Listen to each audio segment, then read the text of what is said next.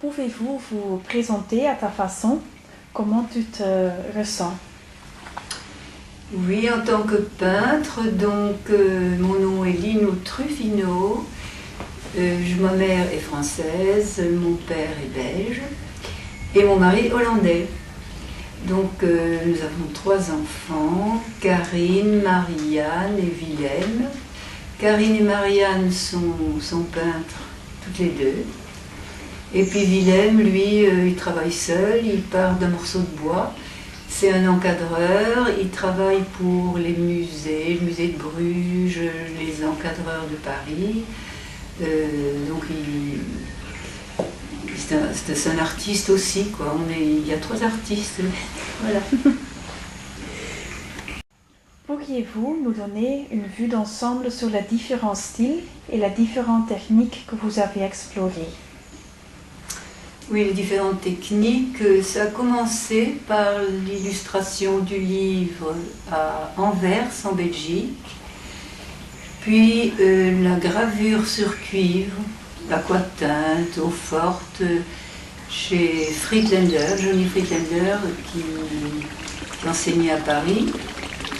Alors la peinture à l'huile, qui me plaisait beaucoup, je pouvais choisir entre 3 ateliers, Fernand Léger, Dunuet de Segonzac, et puis j'ai pris Henri Goetz, un Américain qui était super gentil, super chouette. Et là c'était à la Grande Chaumière.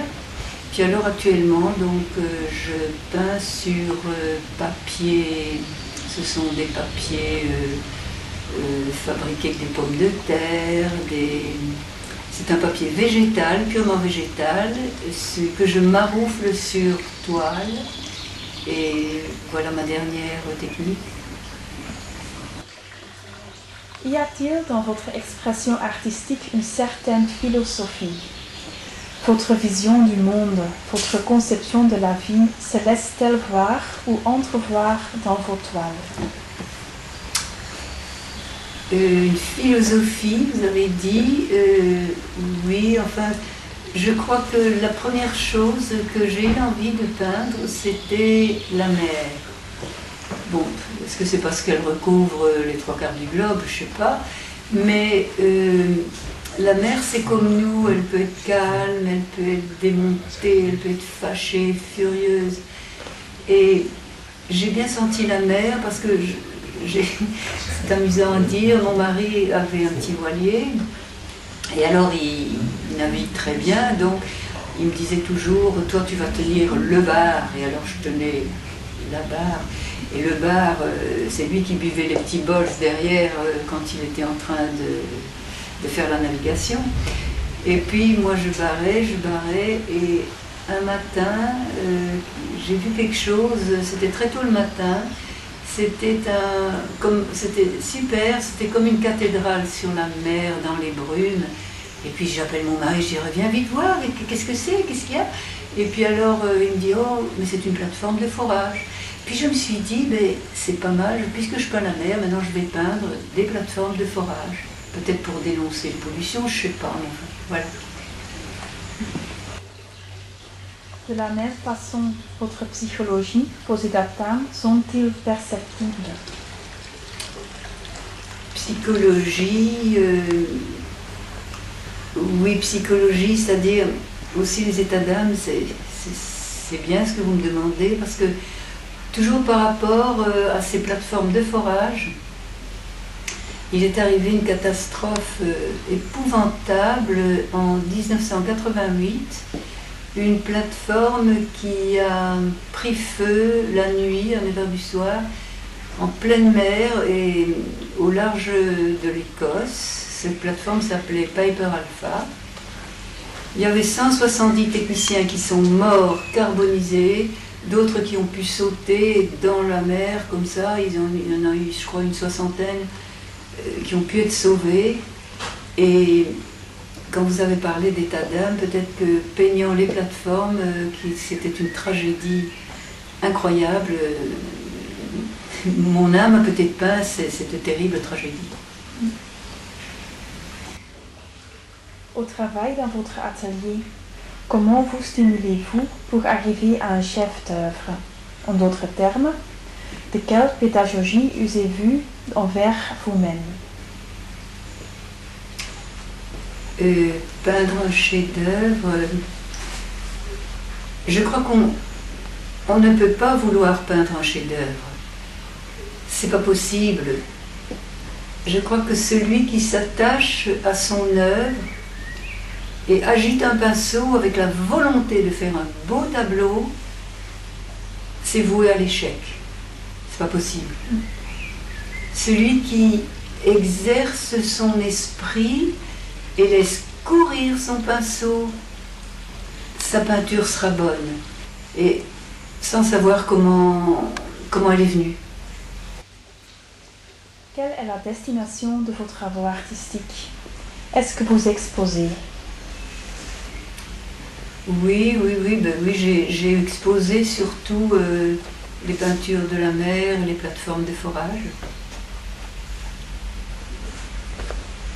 Et puis des fois aussi, on peut donner des tableaux qui seront vendus dans le but d'ouvrir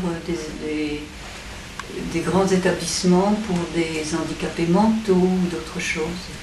Ça arrive souvent. Travaillez-vous seul ou bien avez-vous des relations amicales avec d'autres artistes qui comptent dans votre cheminement artistique? Oui, j'aime travailler seule, mais quand j'aide, c'est un beau grand mot, quand j'aide les étudiants, nous sommes très nombreux, mais pour eux je suis seulement un guide, mais c'est fou ce qu'ils mettent dans mon propre travail à moi, parce que quand ils disent « Oh ben ça je sais pas, je l'ai pas fait exprès », alors je leur dis « Mais c'est ce qu'il y a de meilleur dans ton tableau. » Voilà. Quel est, selon vous, l'aspect le plus intéressant de votre travail, celui qui vous différencie clairement des autres? Qu'est-ce qui vous rend spécial? Je suis peut-être pas spéciale, je sais pas, mais la chose que j'essaie de peindre, c'est la mémoire des choses. Mais c'est peut-être quelque chose qui me donne une certaine euphorie, et je préférais que vous la parliez à propos d'euphorie. Ok, ça marche. L'euphorie dans le travail artistique, je crois, il m'est venu après avoir été en Chine et au Tibet. Je me suis rendu compte, je crois que j'ai réalisé que les artistes d'Occident, dans leur peinture, n'ont pas la résonance de l'esprit qui s'harmonise avec le mouvement et le rythme de la vie. Par contre, en revanche, les Asiatiques arrivent souvent à peindre, il leur arrive souvent de peindre un cri d'oiseau dans la forêt, de peindre l'odeur des feuilles brûlant dans le brouillard. Ils peignent au fond la mémoire des choses. Je crois que ça c'est une certaine euphorie qu'on obtient en peignant. Avez-vous des périodes difficiles? Et quelle peut être la difficulté d'être artiste? En principe, non, je crois pas que j'ai pas de période difficile.